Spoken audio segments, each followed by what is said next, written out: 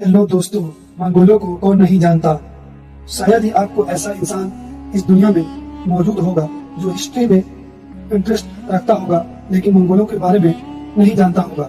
Mongol वह जालिम कौम थी कि जो 12वीं सदी में आखिर में अपने एक सरदार जिसका नाम चंगेज खान था, उसकी सिपहसालार में पूरी दुनिया जीतने के ख्वाब लेकर निकली थी और शायद मंगोल का यह ख्वाब पूरा भी हुआ। मंगोलों ने 100 साल से भी कम वक्त में उस दौर की दुनिया की सबसे बड़ी सल्तनत कायम कर दी थी। इतना ही नहीं, मंगोलों की कायम की हुई सल्तनत इतनी बड़ी थी कि आज की तक कितने साल गुजर जाने के बाद भी वह मंगोल सल्तनत दुनिया की दूसरी सबसे बड़ी सल्तनत मानी जाती है। दोस्तों, अब स्क्रीन पर मौजूद इस मैप को देखिए। यह मंगोल एम्पायर का मैप है। इसमें हम साफ तौर पर यह देख सकते हैं कि वह चंगेज खान की जो शुरू तो सिर्फ उस चाइना को की फतह करने के ख्वाब देखा था, जो चाइना उससे हर चीज में कई गुना बड़ा था, लेकिन जब वह अपने से कई गुना और ताकतवर चाइना को जीतने में कामयाब हो गया तो उसके हौसले इतने ज्यादा बढ़ गए कि वह चाइना से सीधा यूरोप की तरफ चल निकला और रास्ते में आने वाले हर शहर को फतह करता चला गया, हर शहर में तबाही मचाता चला गया। और फिर कुछ वक्त के बाद आखिरकार वह दिन भी आ गया कि जब चंगेज खान और उसकी औलादों की मेहनत की वजह से उसकी यह सल्तनत चाइना से लेकर यूरोप तक फैल गई। यानी आसान भाषा में कहे तो आधी दुनिया पर इनका राज हो गया था। और यह सब कुछ मुमकिन हो पाया था इनकी जंगली और जालिम किस्म की फौज की वजह से। इसकी फौज इतनी जालिम थी कि वह जिस इलाके को भी जीत लिया करता था उस इलाके में भरपूर तबाही मचा दिया करता था। शहर को आग लगा दी जाती थी। शहर में रहने वाले किसी भी इंसान को नहीं बख्शा जाता था। यहाँ तक के बच्चे, बूढ़े, औरतों या लोग रहम नहीं करते थे। बल्कि हैरानी की बात तो यह है कि यह जीते गए इलाकों के जानवरों तक को नहीं रखते थे और उस इलाके के सारे खेत और सारी हरियाली में आग लगा दिया करते थे। वो किसी भी शहर को इस मकसद से नहीं जीता करते थे कि शहर को जीतने के बाद वह लोग इस शहर में एक अच्छी सल्तनत कायम करेंगे, बल्कि उनका मकसद सिर्फ और सिर्फ एक ही हुआ करता था और वह मकसद था उस शहर के सारे माल दौलत को लूट लेना और शहर में रहने वाले हर इंसान को कत्ल कर देना। दोस्तों, सिर्फ इतना ही नहीं, यह लोग जंग जीतने के बाद सिर्फ अपने मजे यानी मनोरंजन के लिए मारे गए लोगों की सर के मीनार बनाया करता था। चाइना और उस दौर की मजबूत रियासतों के साथ साथ उस दौर की सबसे डेवलप सिटी यानी बगदाद में इन लोगों ने ऐसी तबाही मचाई थी कि इस तबाही का अंदाजा आज भी आप लोग उस शहर में जाकर लगा सकते हैं। एक बार मंगोल जिस बड़े शहर पर हमला कर दिया करते थे, बल्कि तबाही की वजह से 200-300 साल पीछे चला जाया करता था। हम लोग यह कर सकते हैं कि उस दौर में खौफ और डर का दूसरा नाम ही मंगोल था। मंगोलों का नाम सुनते ही लोग कांपने लगते थे। लेकिन दोस्तों, अब सवाल यह है कि आखिर यह मंगोल कौम की जिसने आधी से ज्यादा दुनिया को जीता था और आधी से ज्यादा दुनिया में तबाही मचाई थी, वह आखिर कभी हिंदुस्तान पर कब्जा क्यों नहीं कर पाए। हालांकि हिंदुस्तान तो उनके बिल्कुल करीब था। अब आप लोगों में से बहुत सारे लोग के दिमाग में यह ख्याल भी आता होगा कि हो सकता है कि मंगोल ने एक अभी हमारे भारत देश पर हमला नहीं किया होगा, वरना वह मंगोल की जिन्होंने चीन से लेकर एशिया तक का पूरा इलाका फतह कर लिया था, उनके लिए भारत देश को जीतना क्या मुश्किल हो सकता था। लेकिन दोस्तों, सच्चाई कुछ और ही है। दुनिया के बड़ी से बड़ी ताकतवर और बड़ी से बड़ी अमीर सल्तनत को अपने कदमों पर झुकाने वाले यह मंगोल भला हो सकता है कि उस देश को कैसे छोड़ सकते थे कि जो इस दौर में इतना ज्यादा अमीर था कि उसकी अमीरी की वजह से उसे सोने की चिड़िया कहा जाता था। और यह देश था हमारा प्यारा देश यानी भारत। दोस्तों, हिंदुस्तान भरपूर हरियाली और मजेदार मसालों और इसकी अमीरी के बारे में तो मंगोल कौम ने बहुत पहले ही सुन रखा था और शायद यही वजह थी कि मंगोल थोड़े से ही ताकतवर हो पाए थे, तभी से इन्होंने लगातार हिंदुस्तान पर हमला करना शुरू कर दिया था। लेकिन शायद यह हम हिंदुस्तानियों की खुशकिस्मत कह लीजिए कि पूरी दुनिया को अपने कदमों पर झुका देने वाला यह मंगोल कभी हमारे भारत देश पर कब्जा नहीं कर पाए, बल्कि जब इन्होंने हिंदुस्तान पर हमला किया तब इन्हें बहुत खतरनाक हार का सामना करना पड़ा और हमारा भारत देश हमेशा इन जानवर और जालिम किस्म के लोगों से महफूज रहा। लेकिन दोस्तों, अब सवाल यह है कि आखिर मंगोल कभी हमारे देश को जीत क्यों नहीं पाए।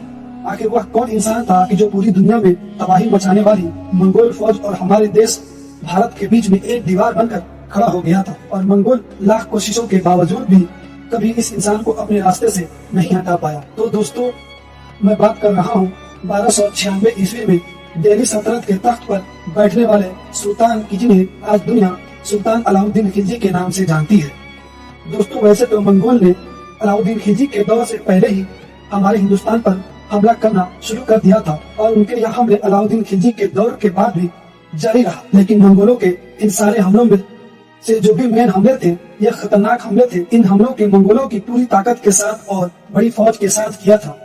वह सिर्फ और सिर्फ अलाउद्दीन खिलजी के दौर में ही किया था और शायद यही वजह है कि आज भी पूरी दुनिया मंगोलों से भारत को बचाने का क्रेडिट अलाउद्दीन खिलजी को देती है।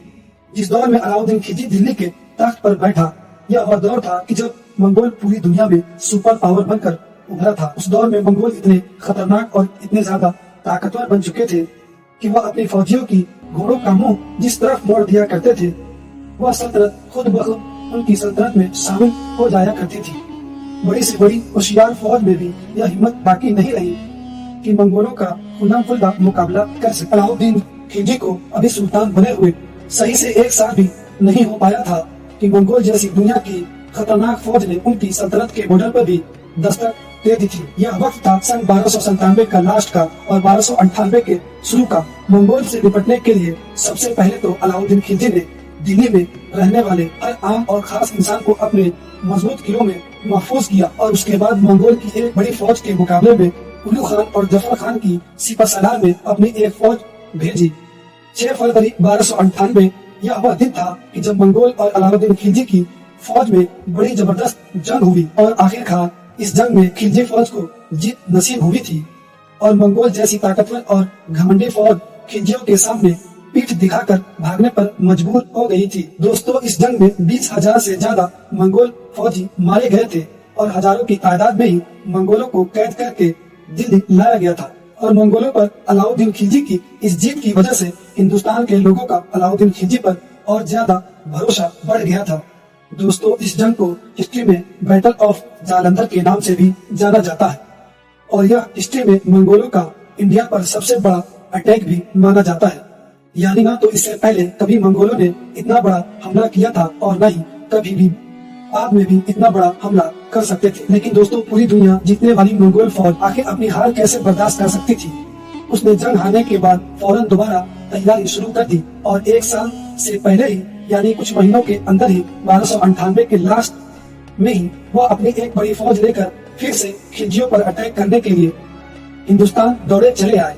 इस बार भी अलाउद्दीन खिलजी ने अपने सबसे होशियार और पसंदीदा सिपहसालार यानी जफर खान को एक फौज लेकर मंगोलों के मुकाबले के लिए भेजा और जफर खान ने इस बार भी अलाउद्दीन खिलजी के भरोसे को बरकरार रखा। जफर खान ने इस जंग में न सिर्फ मंगोलों को भागने पर मजबूर किया, बल्कि मंगोल फौज के हजारों फौजी मारे गए और हजारों पिछली बार की तरह ही कैद भी किए गए। लेकिन शायद घमंडी और ताकतवर मंगोल फौज ने कभी यह सोच नहीं रखा था कि वो हिंदुस्तान को जीते बगैर चैन से नहीं बैठेगी और शायद यही वजह थी कि वह दूसरी जंग हारने के बाद भी सिर्फ कुछ ही महीनों के अंदर यानी 1 साल से भी पहले तीसरा अटैक करने के लिए हिंदुस्तान में घुसते चले आए। लेकिन इस बार अलाउद्दीन खिलजी के लिए हालात शायद इतने ज्यादा अच्छे नहीं थे, क्योंकि अलाउद्दीन खिलजी की फौज उसकी सल्तनत में अलग अलग हिस्सों में बटी हुई थी और शायद यही वजह थी कि अलाउद्दीन खिलजी ने अपने कमांडर यानी सिपहसालार जफर खान को यह हुक्म जारी किया कि जब तक मेरा हुक्म तुम्हें ना मिले, जब तक तुम्हें मंगोलों पर अटैक न करना। क्योंकि अलाउद्दीन खिलजी समझ चुके थे कि इस वक्त मंगोलों से लड़ने के बजाय उन्हें सिर्फ रोके रखना ही बेहतर होगा। लेकिन जफर खान ने अलाउद्दीन खिलजी की बात को नजरअंदाज करते हुए मंगोलों पर हमला कर दिया। जफर खान का यह हमला इतना जबरदस्त था कि कुछ घंटों के अंदर ही 5,000 से ज्यादा मंगोल फौजी मारे गए और सैकड़ों फौजी कैदी भी कर दिए गए। लेकिन फौज कम होने की वजह से खिलजी फौज मंगोलों का पुराना वाला हाल नहीं कर पाई और शायद यही वजह थी कि यह खिलजी का यह जंग जीतने में तो जैसे तैसे कामयाब हो गया, लेकिन जंग में उन्होंने अपने कीमती खजाने को गंवा दिया था। यानी इस जंग में जफर खान शहीद हो गए थे। भारत में बार बार हारने के बावजूद भी मंगोल चैन से नहीं बैठे। 3 बार लगातार खिलजियों से हारने के बावजूद भी 1303 में उन्होंने चौथी बार अटैक किया और कहा जाता है कि इस बार तो मंगोल फौज ने बड़ी चालाकी से काम लिया और भारत के अंदरूनी रास्तों से होते हुए दिल्ली तक जा पहुंचे। लेकिन दहलीज तक पहुंच जाने के बावजूद भी मंगोल कामयाब न हो सके और आखिरकार मंगोल को एक बार फिर से अलाउद्दीन खिलजी के सामने घुटने टेकने पर मजबूर होना पड़ा। उसके बाद भी 1305 में खिलजी सल्तनत पर मंगोलों की तरफ से 5वां हमला किया गया। खिलजी ने इस बार भी बड़ी जबरदस्त तैयारी कर रखी थी। एक बार फिर खिलजी और मंगोलों के बीच अमरोहा में एक बड़ी जबरदस्त जंग लड़ी गई और इस जंग में भी हमेशा की तरह मंगोलों को हार का सामना करना पड़ा।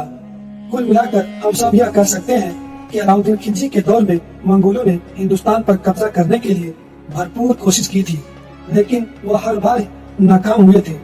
यानी हमारे भारत देश को मंगोलों से हमेशा महफूज रखने का क्रेडिट सिर्फ और सिर्फ सुल्तान अलाउद्दीन खिलजी को ही दिया जाता है।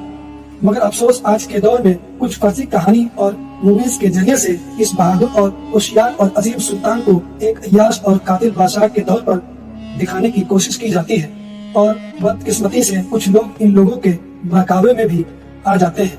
ऐसे लोगों से मेरी रिक्वेस्ट है कि वह लोग मूवीज के बजाय हिस्ट्री की पुरानी से पुरानी किताबों को पढ़ने की कोशिश करें। और दोस्तों, आज के इस वीडियो को हम यहीं पर खत्म करते हैं। वीडियो अगर पसंद आने पर वीडियो को सिर्फ लाइक न करें बल्कि शेयर जरूर करें और इसी तरह के नॉलेजेबल और हिस्टोरिकल वीडियो देखने के लिए हमारे चैनल को सब्सक्राइब करें और हमें फेसबुक पे देख रहे हैं तो फॉलो जरूर कर लें।